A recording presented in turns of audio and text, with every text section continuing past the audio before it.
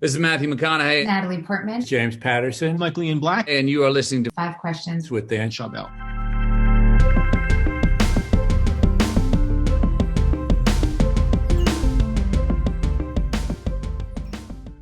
Heather, welcome to Five Questions.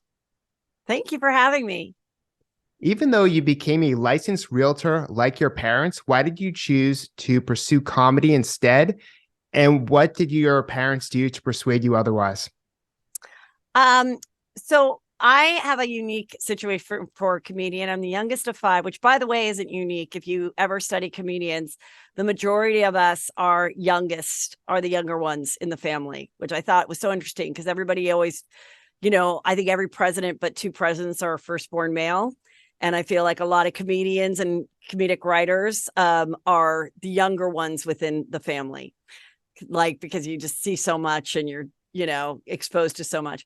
So my parents thought I was very funny. And they, from the very start, they were like, you were going to be a stand-up. You should be on A&E, even the Improv. A&E, Evening at the Improv was a show that we saw on cable. And so I was like, oh no, it's so hard. And I don't know how to do that. So I went to college at USC and studied communications and business.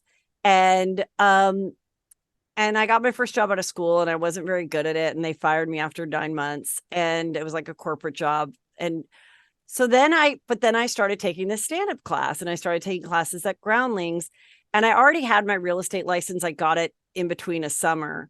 So I was like, after the 94 earthquake, I said, Mom and Dad, if I help you with real estate and you pay me, just almost like an assistant, but I'd get a portion of the commissions, then I could pursue stand-up and acting, leave whenever I want.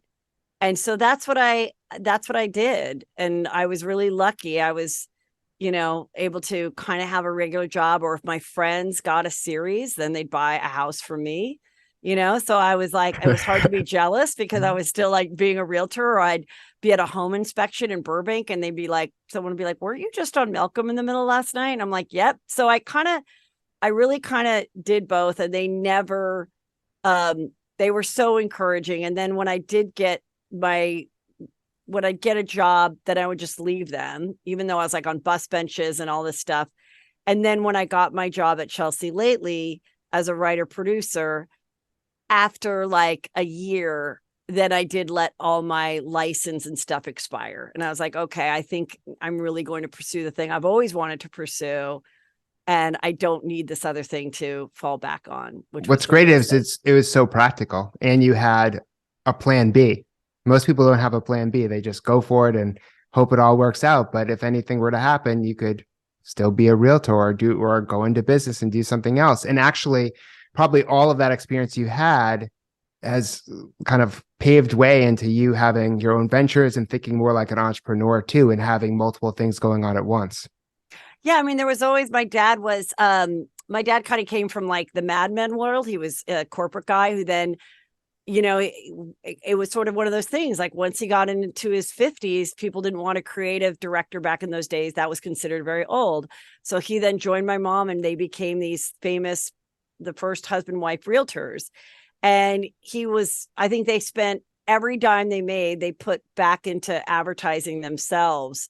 And did all these things that no one had ever done, shopping carts, bus benches, and all this stuff. So I did sort of like would get that, how do people know, like kind of the advertising idea of how it works and just being consistent with it. And so, yeah, I did learn a lot about that. But I also always loved real estate, loved the excitement of trying to do a house, sell a house, and I still love it. And I love all the shows about real estate. And I've interviewed so many people on Juicy Scoop that are, selling Sunset and $1 million listing and things like that, because I do know a lot about it. And I do think it's a great career. And I think it's an important career. So. And you see different angles too, as a business person, as a content creator, as someone who's out there. Yeah. And who's your biggest mentor when you started your career? And what advice did you take from them that helped you create your podcast and all these other ventures? I don't know that I had like a mentor, but I love Joan Rivers, and whenever she would guest host with Johnny Carson, I was, like a kid in elementary school or whatever. And I would stay up late and I'd go, my dad had this little office and he had a little TV in it. And I'd be like, oh, I have homework to do. And it was really, I just wanted to watch her. And I was Which like, was homework. yeah, right. But I didn't realize it. And, that's where I'm like, comedy is subjective. And I related to Joan Rivers because she was a woman and I did enjoy her more than Johnny Carson.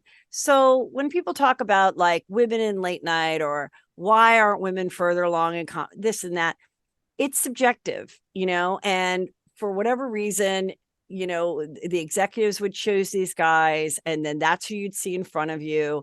And even with my sons, they laugh harder sometimes at my male guests than me. I mean, they enjoy me, but they like, what they can relate to. That's what comedy is. There's nothing, you can't force it on someone. It's what you relate to. So I loved Roseanne Barr, and I remember seeing her before her TV show. And I was like, oh my God, this woman is so funny. And I remember seeing her first special and like the sketch that she had before she went on stage, and loving that show. And Caroline Ray too. When I first was doing stand-up, I met her and she was so generous and sweet and was like, you should do this. And then when I was at the Groundlings, Lisa Kudrow was my teacher in the second run of the classes.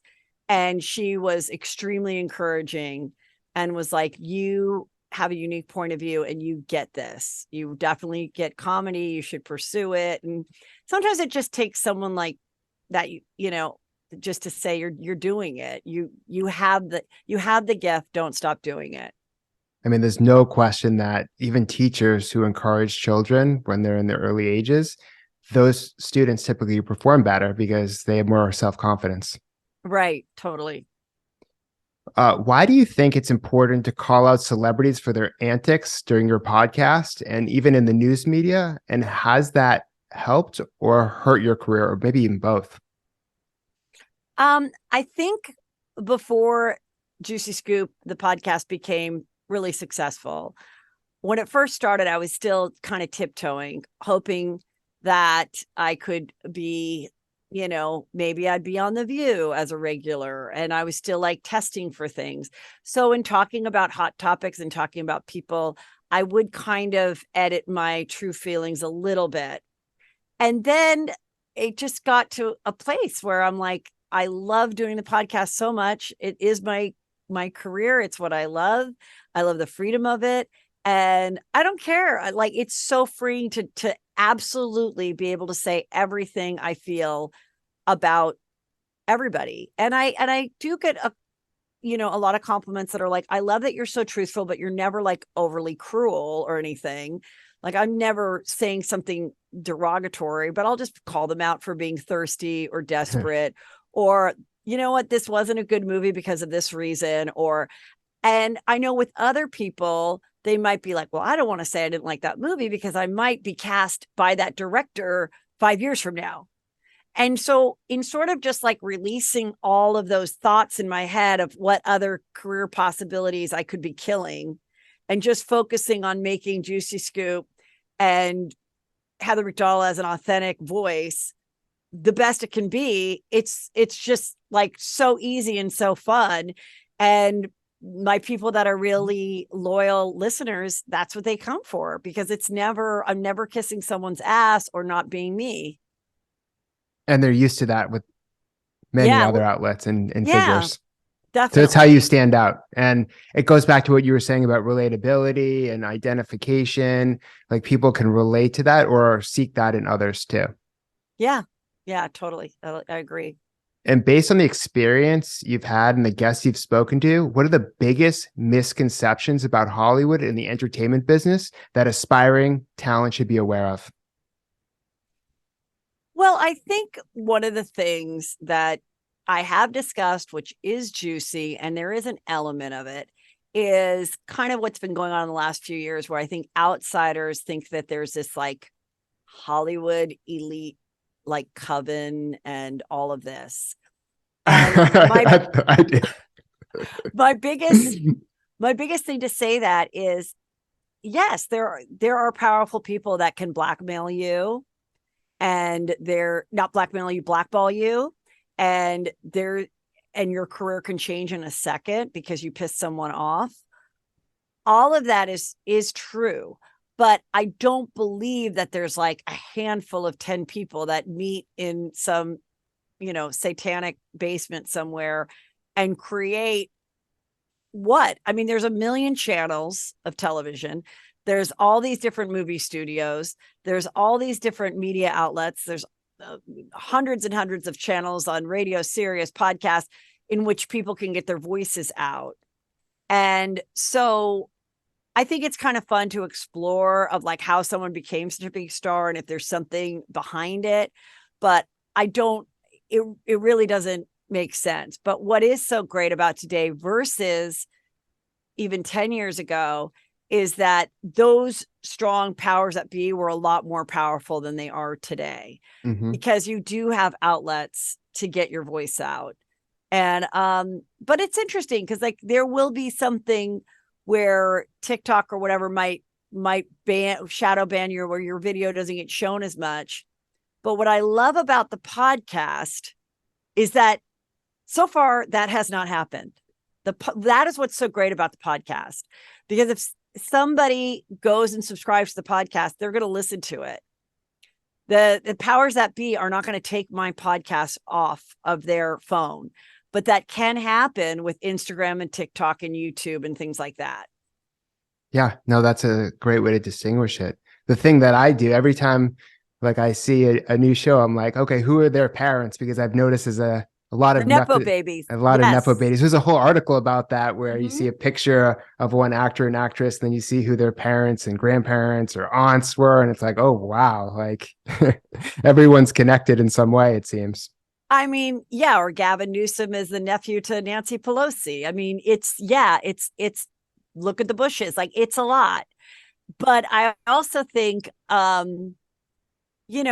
was always like, wow, I have a advantage because I had these parents that supported me and told me I could do whatever I wanted. I didn't have to get loans for college. I grew up in LA, so I knew I never was going to be like living on the street. If I, didn't get this part, I could always go home if I had to. So I always thought I had an advantage, but compared to an advantage of my first co-star, which was Tracy Ellis Ross, no, she had a much greater advantage being Diana Ross's daughter. And we both got cast in the same show. And I got cast in it because I had, done stand-up and Groundlings and gotten a job writing on a TV show for Keenan Ivory Wayans. And then this show came out, Lyricist Lounge, and I still couldn't get an audition. They would not see me. And not until my friends that knew me from writing were writing on the show, and they needed a quote unquote white girl because it was an urban show. They're like, you should see Heather McDonald. And then I brought in all these characters and I wrote like 7 of the 9 sketches for the pilot. And I was like, I have all these ideas. Like, so I got the part. And with Tracy, she, finished college. She's a couple years younger than I am. And she, had a beautiful apartment, and she's very beautiful and talented, but she got a, publicist. She got her William Moore's agent right away, which was the hardest thing for me to ever do, was get an agent. And she did some characters on a camera in her kitchen, and she got the part. Now, she was great on the show, and then went on for 2 Girlfriends and Blackish, and she absolutely, is a star in her own right. But the whole thing of like jumping to third base, yes, that's just a fact. And the same thing goes with in Hollywood. It's very hard to get a under the line job, like be a grip. A lot of people are only a grip because their dad was a grip, their grandfather was a grip. That's how you get in the union.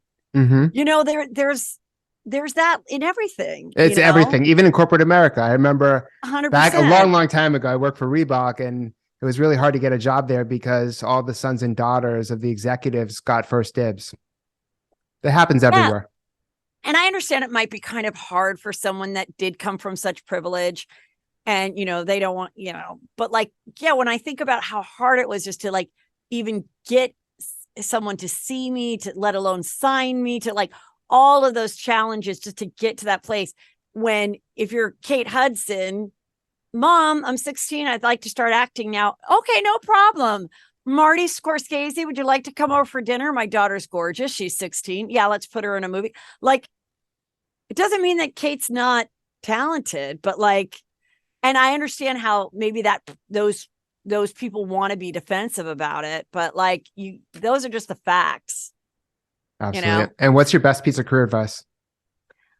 My best piece of career advice is that they want it to be you. So when you go in for the job interview, don't think that the world is stacked up against you and they're trying to not pick you. They want it to be you, whether you're going out for an acting part or a sales job, whatever, you know, like, or a regular job, because they don't want to keep interviewing. So Interviewing's awful, by the way. What'd you say? Interviewing is awful. Like Yeah. I 100% agree with you. Like I just, please, dear God, make this be the right candidate so I don't have to do this for another week or month. Yeah. Think about the person on the other side. Like I even was saying that with my kids, you know, applying to college and stuff. I'm like, listen, you have to write an essay. Think about the person that their whole job is reading these essays.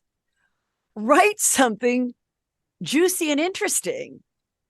You know, if you don't have a sad story, which that is the thing now, everyone has to write a sad story of why they should go to the college because it's such a sad life. If you don't have a sad story, what is something interesting and unique about your life that someone that they're going to enjoy the next 10 minutes reading this thing, you know? And even if you don't get picked, at least you made that person's life a little more interesting. Like just try to be, but that's what I always think. I think especially like, you know, just know that the world is not against you. They want you to succeed. They really do. Yeah, I can't imagine a casting agent being like, "Oh, I can't wait till the 5,000th person comes in here." Like, I just can't.